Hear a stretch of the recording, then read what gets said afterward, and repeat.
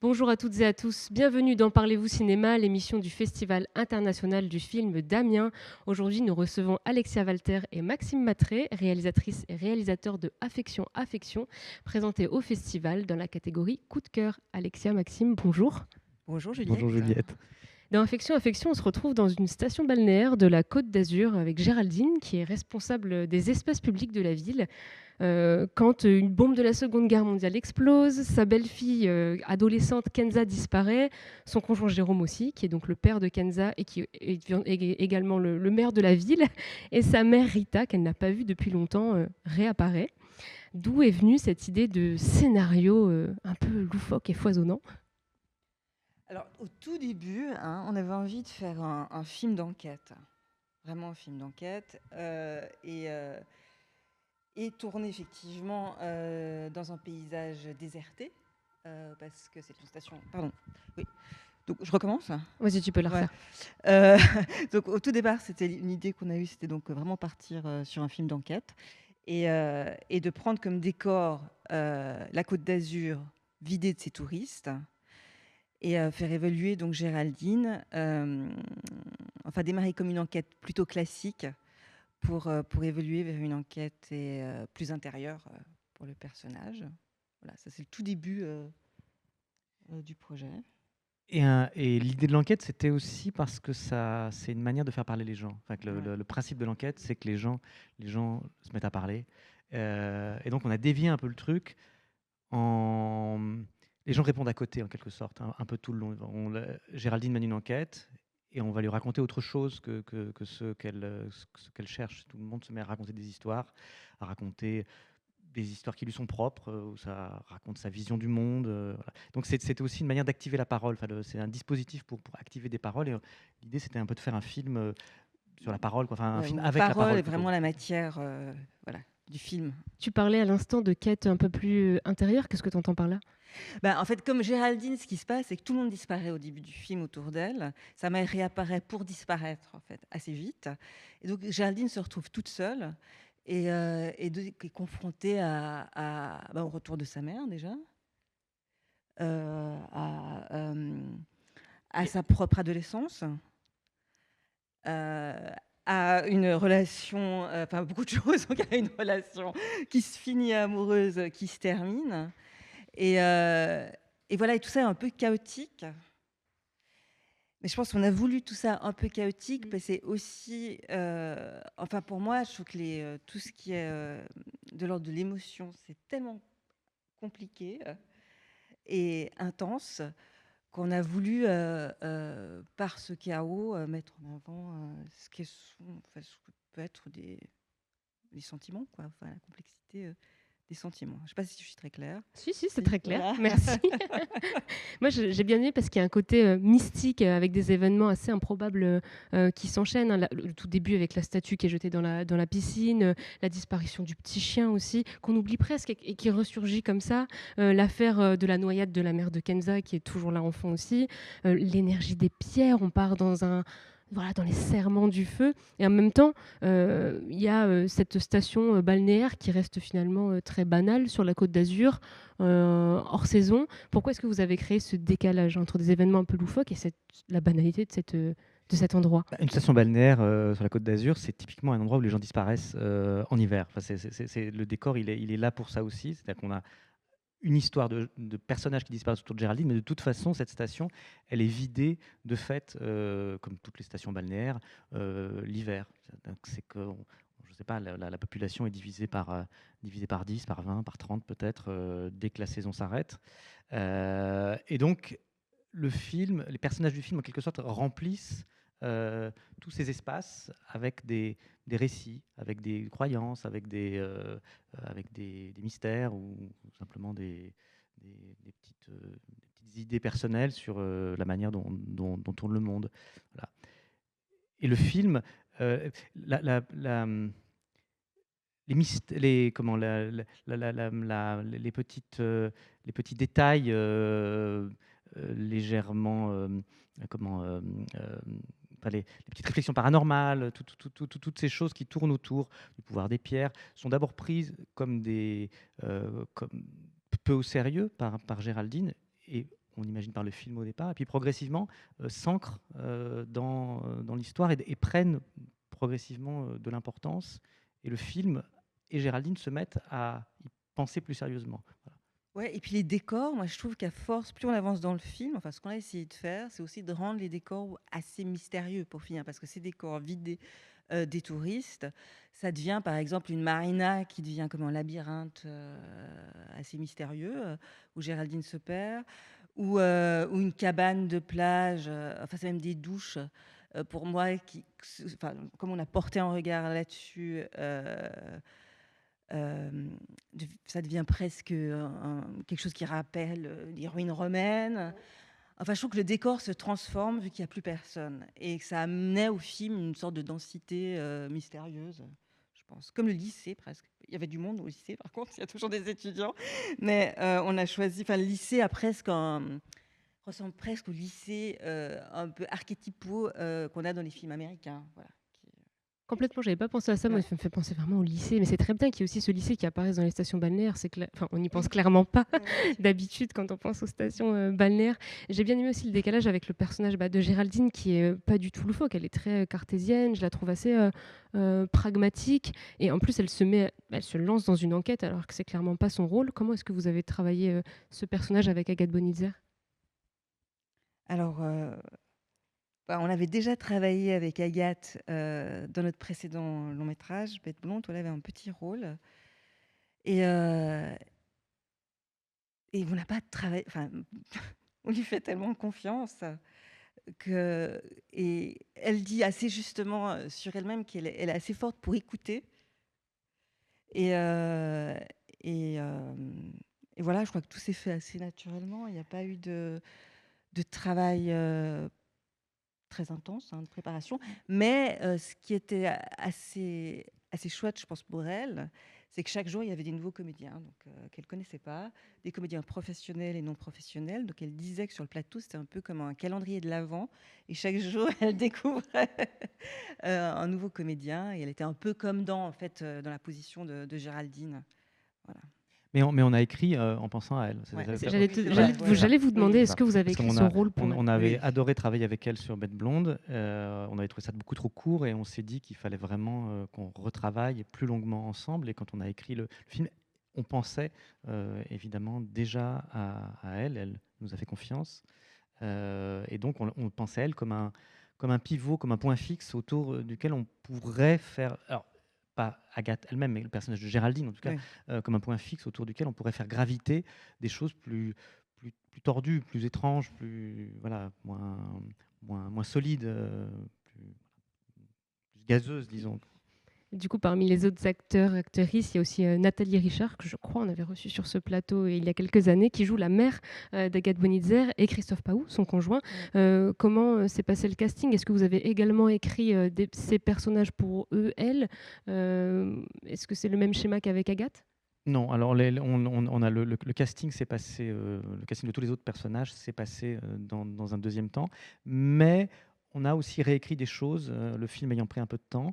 Quand on a eu le casting, on a eu la possibilité de passer un peu de temps à réécrire en fonction voilà, des acteurs et des actrices qu'on avait. Et aussi en fonction de ceux des personnages plus secondaires qu'on a castés dans le Sud. Et là aussi, il y avait des adolescentes, notamment dans le film. On a réécrit carrément des dialogues en fonction de leur Oui, voix, enfin de leur présence. oui, même des gens qu'on avait rencontrés qui étaient castés pour une adolescente qui était castée pour un rôle qui n'a pas été prise et pour qui on a finalement écrit un rôle tellement on l'avait trouvé formidable au casting. Donc ça a été à un moment donné une matière aussi, le fait que le casting ait été fait un petit peu en amont, ça a été aussi une matière pour l'écriture. Ouais, parce que nous, c'est vraiment un film de comédiennes et de comédiens, quoi. Tout à l'heure, vous mentionnez le fait d'avoir trouvé des comédiens, comédiennes professionnels et non professionnels. Pourquoi ce choix? Pourquoi ce mélange? Bon, Moi, je pense que ça nous amuse, ouais, je crois que ça donne vraiment. toujours Aussi, ouais. ça donne toujours des choses assez jolies, Ouais. je trouve. Voilà. On voulait des gens de la région aussi, vraiment, parce que ça fait partie aussi des logiques de production, simplement aussi. Ouais. On tourne dans le Var, et donc on a cherché des gens qui étaient qui étaient de la région. Et souvent, bah, il y a aussi avec les comédiens, les comédiennes non professionnels, des petites choses enfin, on l'a déjà expérimenté dans des longs métrages et des courts métrages qu'on a fait avant. Il y a souvent des petites choses qui explosent, des étincelles, quoi. Et c'est toujours assez chouette de tomber là-dessus.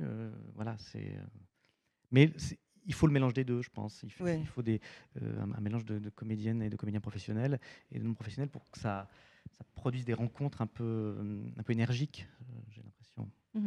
Pour qu'on voit ça, je vous propose qu'on regarde tout de suite un extrait de Affection, Affection.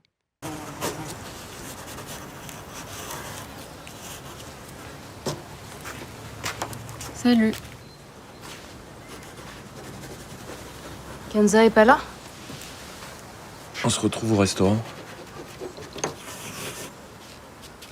T'as vu? Il y a eu un nouveau graffiti cette nuit. Jérôme, qui te dit que c'est contre toi? Il y a même pas ton nom. Parce que je les ai arrêtés avant.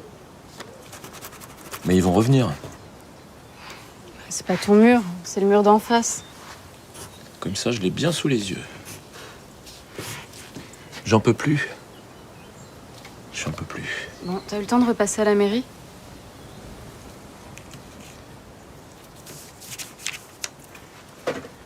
J'ai pas l'intention de repasser à la mairie. Il est un peu tard, de toute façon.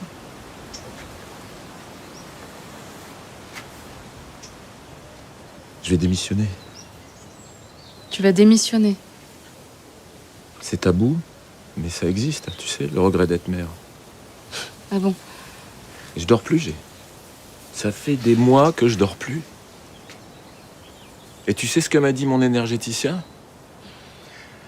Qu'à force de pas dormir, j'avais plus d'énergie du rein. Et tu sais ce qui se passe quand on n'a plus d'énergie du rein? On meurt. Non, mais tu plaisantes, Jérôme. J'espère que tu plaisantes. Non, je suis sérieux, on meurt. Tu peux pas me faire ça. Mais t'en fais pas, je vais pas mourir. Putain, on est toute une équipe, on a 10 000 projets. Tu peux pas tout planter comme ça sur un coup de tête. Et moi, t'y as pensé, moi je fais quoi? Tu vas rebondir, J'en suis sûr.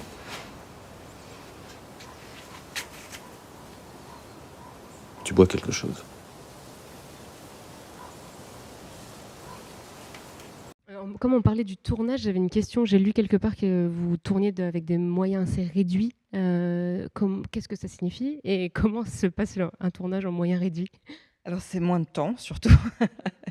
On a tourné en 4 semaines, ce qui est quand même assez court, relativement court, hein.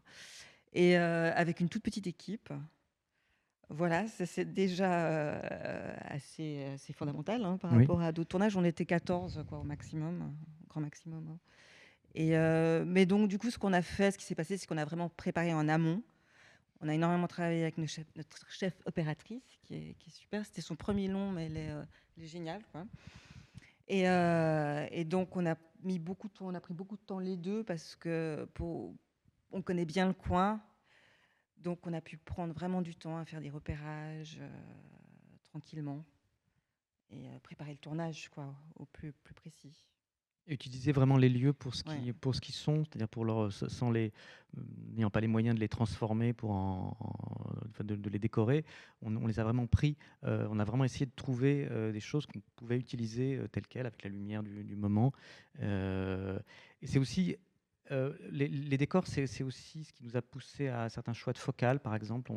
On a vraiment évité au maximum d'utiliser des focales trop longues pour que les personnages soient toujours un peu pris dans le décor, enfin, se soient pris dans que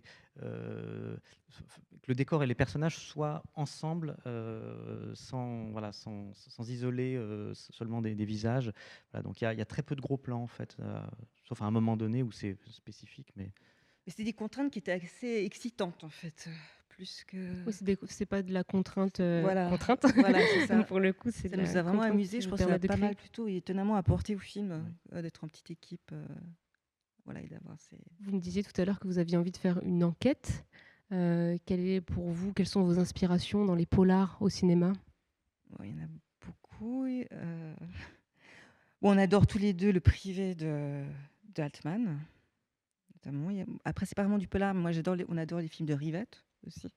Le Pont du Nord, notamment. Il y a beaucoup de choses Oui, c'est une enquête, C'est une enquête, enquête quoi. avec les signes. avec des énigmes. Et Bah, il y a, il y a un film d'enquête qu'on n'identifie pas forcément comme un film d'enquête, mais je pense qu'on aime beaucoup, c'est La femme de l'aviateur d'Éric Rohmer, oui, c'est vrai. dans lequel un couple improvisé se met à prendre en filature la femme de l'aviateur, justement, et deviennent en quelque sorte des détectives d'une histoire, mais qui ne s'annonçait pas comme une histoire de détective. C'est aussi un peu les films qui tordent le genre, enfin qui le prennent à revers ou qui le... Oui, c'est ça. Même Twin Peaks aussi, en fait, on n'y a pas pensé tout de suite, mais la série Twin Peaks, en fait, est présente, en fait, aussi, je pense. Pour nous, c'est quelque chose d'important. Et ça tord aussi vraiment la question de l'enquête. Évidemment. Je trouve que c'est assez rare de voir un film un peu romérien comme ça, avec une enquête aujourd'hui au cinéma. C'est quoi la place du polar au cinéma aujourd'hui pour vous, selon vous? Pour moi, en fait, elle est... enfin, je pense qu'on se méfie de toute manière des films qui sont trop marqués dans Ouais, un c'est genre, ça. qui sont trop... que le genre au cinéma, où c'est souvent intéressant quand il est, quand il est détourné, quand il est, très stylisé, et que parce qu'il est très stylisé, le film se met à montrer qu'il ne le prend pas au sérieux.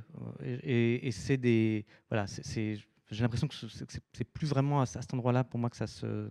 Je sais pas ce que tu en penses, mais c'est plus trop ça qui nous intéresse. Ouais. Oui, enfin, quand un film est trop marqué dans son genre. Vous essayez de déjouer un petit peu les codes, Oui. Oui. en quelque sorte. C'est pas la première fois que vous travaillez ensemble. Vous avez déjà sorti notamment le road movie que vous avez mentionné tout à l'heure, Bête blonde, en 2018. Comment ça se passe, l'écriture d'un scénario, le tournage quand on est à deux? Est-ce que c'est difficile? Est-ce que c'est aussi plus facile d'avoir un regard extérieur? Non, c'est pas difficile, c'est un peu le bordel. Enfin, on écrit, bon, on vit ensemble, hein, on est un couple, donc ça fait vraiment partie de notre vie, hein. Donc on parle tout le temps, quand on écrit un scénario, on parle tout le temps de ça. On est tout le temps, voilà, en train de... Et on procède surtout, je sais pas, par collage. En fait, chacun amène des idées. Donc on a toujours quelqu'un à convaincre. Voilà. Il faut Ouais, donc il toujours y a essayer de beaucoup de... convaincre, ouais, c'est ça. parce que je pense qu'on n'est pas très tendre l'un avec l'autre dans le travail. C'est ça qui est assez excitant, c'est que on se repose pas trop normalement quand on travaille sur les évidences qu'on pourrait, sur des trucs qu'on pourrait avoir avec soi-même. C'est juste bon, je suis content de moi, je fais ça. Là, on est deux, il faut à chaque fois que l'autre soit OK avec ce que l'un amène. Et après, bon, oui, le tournage, par contre, bon, on travaille vraiment ensemble. Ça, c'est... Enfin, Oui. il y en a pas un qui s'occupe plus des comédiens et l'autre plus de l'image. Je pense qu'on se partage vraiment un peu tout. Et ça fonctionne assez fluide, de manière assez fluide. Je crois qu'il n'y a pas... Ça Et fonctionne c'est bien, pas en mal tout cas, d'être à comme deux, Dieu. en fait, aussi. C'est assez rassurant d'être à deux, faut dire. C'est tellement compliqué quand même, un Ouais. tournage. Il y a tellement de trucs à penser. Et qu'être tous les deux, c'est presque un peu rassurant, par contre, sur un plateau. Voilà. Et quels sont vos projets à venir après Affection, si vous en avez? On commence à écrire une vraie comédie et un autre film un peu plus expérimental, voilà, qu'on aimerait tourner en partie en Suisse, à Genève et à la montagne. Écoutez, merci Maxime, merci Alexia. Je rappelle que votre film Merci. Affection est dans la catégorie coup de cœur au FIFAM cette année. Vous pouvez retrouver tous les épisodes de Parlez-vous cinéma sur le YouTube du festival. À la prochaine.